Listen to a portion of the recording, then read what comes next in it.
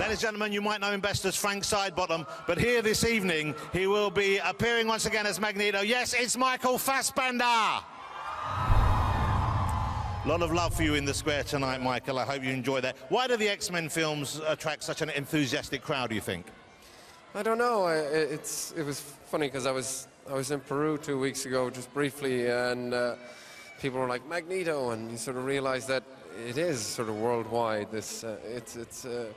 It's amazing to see, and maybe it's to do with the fact that, you know, you have a group of mutants that feel like they're ostracized or living on the fringes of society for whatever reasons that may be, and that's perhaps more of a human phenomena than a mutant one. So that could have something to do with it. You get, I guess, do you get recognized more for your work as Magneto than your other film work? And I guess it must be nicer being recognized for this than, for example, people coming up and thinking you're the character from 12 Years a Slave. Yeah, yeah. There's more support for Magneto, even though some could say that he's a villain in his own right. But absolutely, that's the thing. Like I say, I was in Thailand. People recognize, and Peru. It's pretty special. And like, you know, you see the fans out here tonight. They've been standing out in the rain all night, and it's phenomenal. I got a taste of it in Comic-Con. There were 7,000 fans in the hall, and you could just sense their excitement and their passion, so it's nice to give something back to them.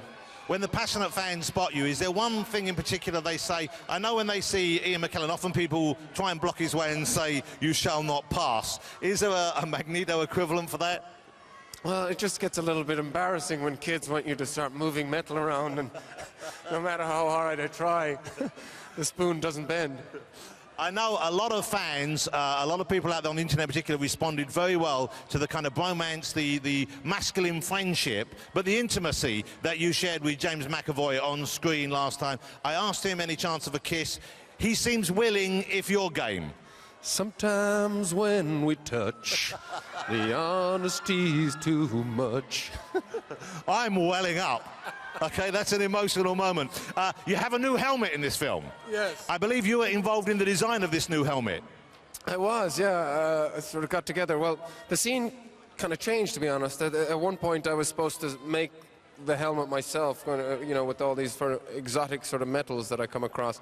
But we changed that then. Brian thought it would be a cooler idea to break into the Pentagon. So, yeah, it's sort of got a cruder, harsher, edgier sort of style to it. You are, and I hope you're aware of this, one of the most, if not the most, in-demand young actors in cinema today. Tell us, if you can, what your next projects are, and then when do you start on the next X-Men film? Well, the next thing I'm going to do is going to be here in the UK. It's a film called Trespass Against Us, and it's about a gypsy family and their sort of life.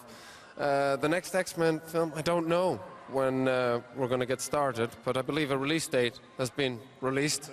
I just find these things out from people like you, Jonathan. That's you for the next 5 years. Okay, ladies and gentlemen, I hope you'll agree he's spectacular on screen. When you see this movie, you'll see he really blows your way. Fabulous as Magneto, fabulous in everything else he does. It is, of course, Michael Fassbender.